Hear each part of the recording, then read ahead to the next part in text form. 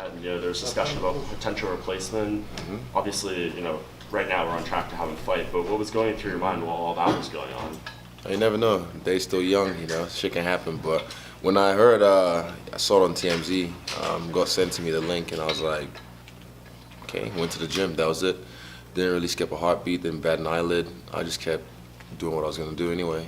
Yeah, and it seems like they had Thiago Santos, I think he's even here now, in case something happens. So when you think, maybe this guy's in, maybe he's out, maybe there's another guy, are you preparing for the potential of two opponents? No, it never bothered me and never fazed me at all because I always expect this to happen maybe. So, and the opponent is just another guy. And they have similar styles. They like to stand up and strike. One has good jiu-jitsu, I guess, or wrestling. But yeah, like I said, never fazed me, never bothered me. I just, kept that same energy and kept training. How much does your opponent's style go into your training program, or are you someone who just focuses on your own skills? For me, as Israel, I just focus on my own skills. But then my staff, my coach, the coaching staff we have, they look at the opponent extensively. So when that whole thing happened with the injury, my coach would have probably looked at Thiago and just seen, okay, what's happening here? But he got word from McMaynard instantly saying, don't worry about it. So we just kept the same energy. We kept on going. And do you think he's the sort of opponent, assuming that he makes it to fight night and you get Brad, do you think he's the sort of opponent that will allow you to really show the best of your skills in the octagon? 100%, yeah. Like I said, I've seen his style many times. Let me just, for the record, I keep seeing it in so many articles. My kickboxing record is 75-4 with 29 knockouts. No draws, because I see so many different variables and people that's his pro record, that's this. No, my pro record is 75-4 with 29 knockouts. That's my official kickboxing record. That's a lot of fights, and that's not including the amateur ones I had and my boxing fights, which is 6-1. So yeah, through my whole career, I've seen guys like Brad and guys who do it better than Brad, his style. So he might try and say, oh, I haven't seen anyone like him before. I've seen many people like him before. I mean, check my resume. What has this week been for you so far? I mean, I know it's early on, but are you enjoying, Vegas and the festivities and everything here? Me? Yeah, definitely. This is my first main event, my first fight in Vegas, so it's a lot of boxes to tick for one show. But yeah, I'm not really relishing in it yet. After the fight, I'll bask in the ambience. But right now, I'm just chilling, getting my works in, cutting weight, relaxing, and yeah, eventually, once my hands raised and I can I look for that moment when it's that moment, yeah, and then you just feel it, the energy, and then I can take it all in. But right now, I don't really let this shit faze me, because if I do, then I can get caught slipping. I never let that happen. There's a big fight card obviously on Saturday. Is any part of you competitive and let's see Steve Vai and DC top this? What you're gonna do on Friday? I'm still in the show. I already knew, because I felt like it's a big card, 226. There's a lot of it's stacked. But after this weekend, they're gonna talk about that. But they're like, man, did you see what Styles did this weekend? Also, congrats, by the way. Is that you guys? Yeah. Yeah. Good job. Thanks, man. But I just feel like I'm gonna steal the show this weekend, and it's good for me because I'm low key. There's a lot of expectations on me, but see what I have in store. That same sort of thing happened last year with Justin Gaethje. He was the main event of the same card that you're main eventing, but of course last year's version. And that was really coming out party for him. Yes. Yeah, 100%. So do you like that as a platform for you to really, launch yourself to the next level? 100%. There's a lot of eyes on this card. It's International Fight Week, 226 as well. So everyone's watching, and mine's on free TV. So I'm just not gonna fight like Gaethje and Michael Johnson did. 100% not. I'll let someone else do that. But yeah, for me, definitely still in the show. Brought my ski mask with me. Israel, you're known, I guess, for dropping the odd C-bomb, and you're on a very big channel on Friday here. Have you been warned against not saying that? Not yet. I know when, because saying cunt or whatever is you're from Australia, right? I'm from London, mate. London, yeah, same thing. Good cunt. You know what I mean? Same thing. Yeah, it's a term of endearment, where we're from. So I can hey, Mitch, I love you, man. You're a good cunt. You know what I mean? It's not like a, oh no, I know it's the 4th of July. You guys are like, oh my God, he said the C word. Fuck, make cunt great again. Yeah, man. Besides, we all came from a vagina anyway, so no shade. But I don't really need to like curse or try and do anything to be special. I'm just gonna do what I do, and yeah, I can be clean, but I'll keep it dirty in the ring, on the octagon. There How was much pressure do you put on yourself as an undefeated fighter going in there and being part of the main event? For me, this is when I was kickboxing. I think I went 40-0 before I had my first loss, and it happened through just shitty judging. And then after it happened, I was like, okay, I've lost. Fine, you know, my dog still loves me, my family still love me, my teammates still have my back, and that was it. I was like, all right, keep it moving. So this whole 13-0 undefeated thing, I don't dwell on it because you guys don't see what happens in the gym. You guys don't see who I train with. You guys don't see the days I get my licks. So yeah, I mean, I know I can smoke these dudes, and I know I can stay clean because I get beaten every day in the gym. Yeah, so I don't really it doesn't faze me the whole. It looks good for the marketing campaign. You're undisputed, undefeated champion, but you guys do your job as the media and the promoters. But I'm just gonna keep fighting and winning. How much weight do you put on Brad Tavares' skill as like a wrestler, a grappler against your style of fight? He likes to stand and bang, but that'll be a bad idea against me. So I'm pretty sure this camp, from what they've seen in my last fight, they think, oh, we have a weakness now. Yeah, he's shit on his back or whatever. So they might try and like take me down right off the back. They might try and put me against the cage straight away and get me tired. But yeah, I don't really. It doesn't faze me. Like I said, me personally, I don't worry about these guys. I can listen to my corner wherever they are. Every time since my first fight with Eugene, I can always pinpoint his voice, and it's like he's right beside me and he's just playing the game, telling me what to do, and I get it done. So I'm not trying to like spend my whole camp like watching his tapes and stuff. I've seen some highlights. I've seen his last fight. He was on my last show in Glendale. So yeah, I don't focus on him. I just focus on me, and I keep that same energy. So this is your third UFC fight. It's Brad's. In 6 months. Yes, 16th, I believe, and it's his first main event. In your opinion, is he only getting this opportunity to headline a show? Am I lying? Be honest. Am I lying? Exactly. I mean, if not for me, he wouldn't be here. You know, he's on the red corner because he's ranked high or whatever. But I don't really. Rankings are just opinions anyway, so I don't care about them. But he's only here because of me. I might be in the blue corner, but I'm the A side in this. Were most of your matches in kickboxing 3 threes? A lot of them were 3-5s, because you know, championship. Okay, 3-5s. How I do, yeah, 100%. So, how's the transition to training for a 25-minute fight? In my last fight, after the fight was done, I remember talking to Eugene in the corner, just like chilling by the cage, and I said, "Man, I feel fresh. I feel like I can go 2 more rounds." And I felt like the third round was my lull in a way, because he put the pressure on and he got me down and did nothing.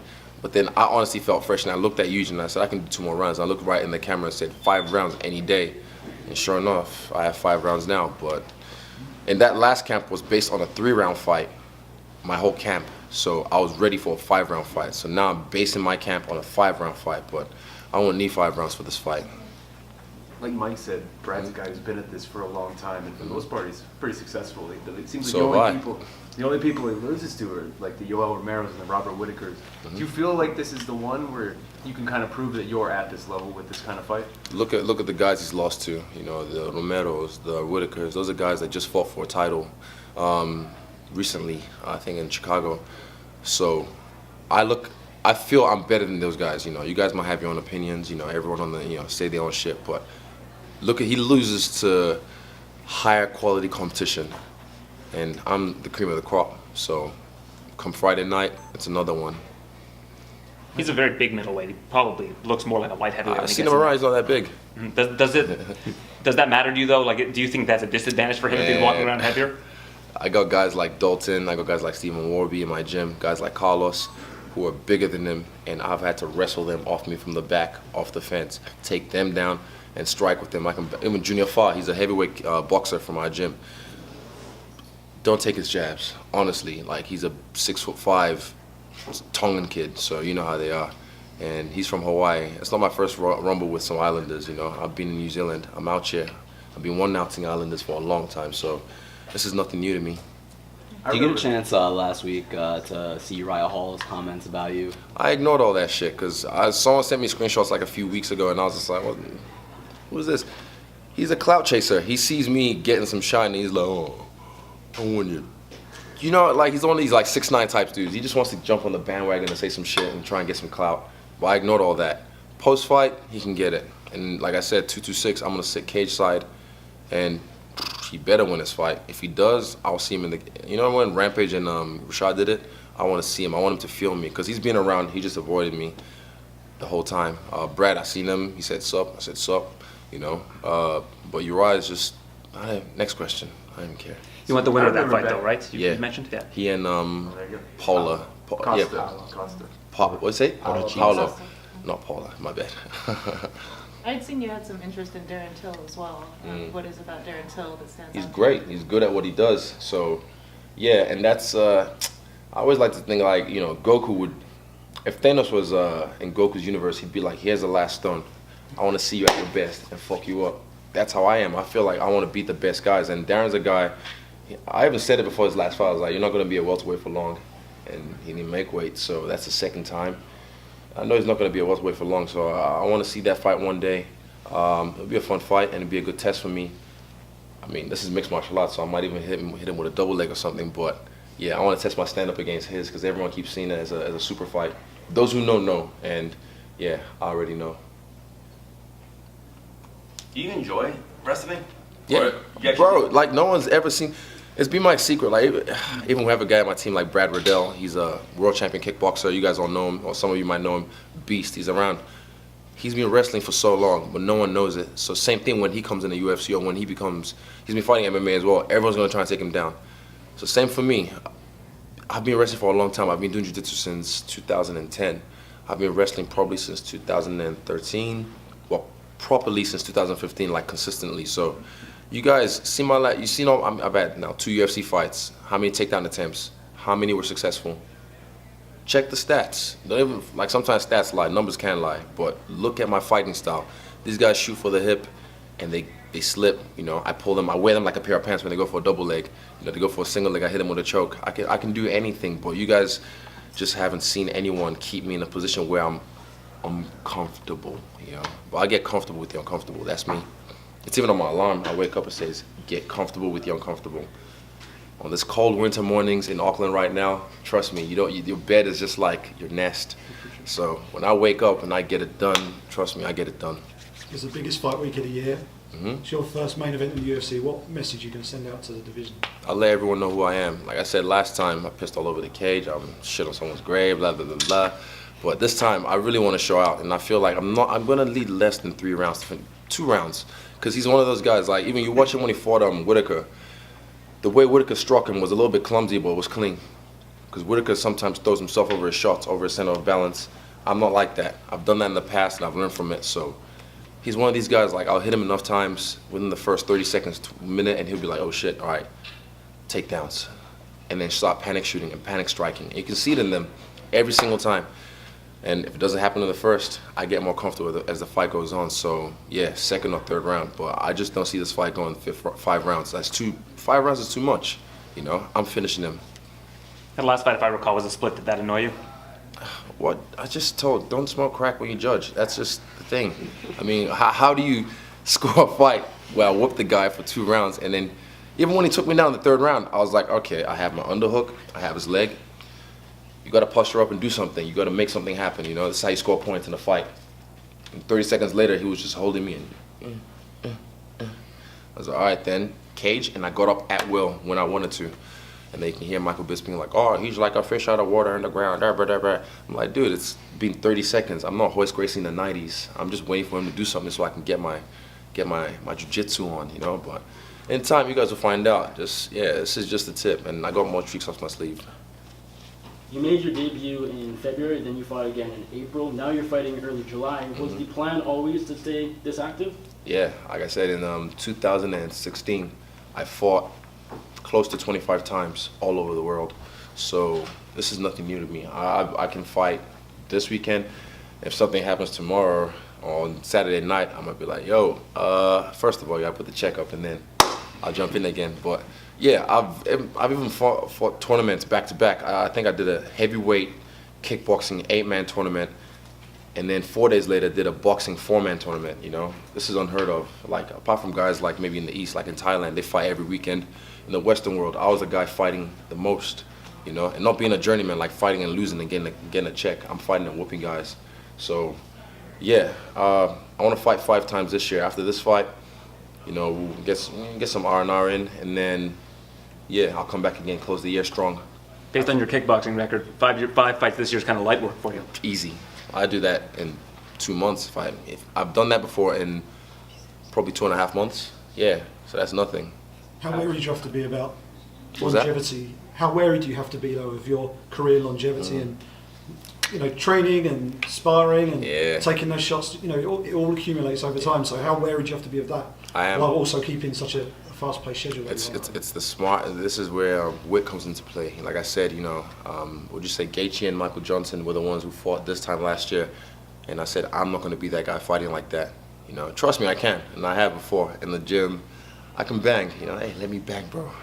But yeah, I'm aware of all these things, and the way I fight, I'm smart about it. I hit and don't get hit. You know, same thing in the gym. You know, and a lot of it is drills. A lot of it is repetition. You do it till you get bored, and then you do it 5 more times. You know, like in sets. So my muscle memory is just it's ready, and I'm dialed in. You know, so. Yeah, in time, I'm not here for a long time. I'm here for a good time, you know. And while I'm here for a good time, you guys have a good time as well. After Stephen Thompson lost to Darren, he said he wanted to make the kick to the knee illegal because he messed up his MCL. What are your thoughts on that? Okay. Give me 2 seconds. It's a legit technique, you know. The oblique kick and kick to the knee. I've done to people as well. Guys who press forward, you know. Some guys might like to press forward a little bit more than others, and then they hurt themselves. John Jones, Rampage Jackson, that was a good one. I think it's all right. Fuck, I'm kicking people in the head, shutting them off. You know, arm bars are a thing, heel hooks, and that's a small for like all the you know leg stuff, like the leg lock systems. A lot of it is just like a small margin before it's like, oh shit, and your MCL's gone, your ACL's gone. So you're like, I'm good, I'm gonna tap. I can, and yeah, so I feel like if you're gonna have those, then yeah. And take away this whole stupid rule with this, because it's so stupid. I feel like, can't we just have like a meeting or like a group chat? Like, hey, everyone take this off. Everyone agree? Yeah, cool, done. Like, what's the whole, it's like the whole New York fucking athletic commission thing all over again, so yeah. What do you think about soccer kicks then? Like in Asia? I'm Nigerian, just so you know. I got 2 left feet. With soccer, I'm the only one who didn't catch the bug, so the whole World Cup just went right over my head. But yeah, soccer kicks, I like them personally, and I like cradles and then knees to the head. Like if you want to get gritty, I like that. But I understand that you can't do that because TV, Fox, advertising dollars, all that shit. But yeah, this is fighting, man. Fuck, let's do it. Like I like soccer kicks. There's a few things I already have for soccer kicks, like setups and how to do stomps, like Shogun style from Pride. I have my own setups for them, but yeah, they probably won't bring it back. But if they do, just for one night, maybe like in honor of Pride, some type of kind of show. Yeah, I mean, who's down for it? Yeah, man. It was cool when they had on EA as well. So EA Sports, bring that back. That was a fun. Yeah, straight up. Yeah, Pride mode. See, yes, we all agree. Bring back Pride mode. That was cool. Texting. Yeah, I'll hit him after the fight.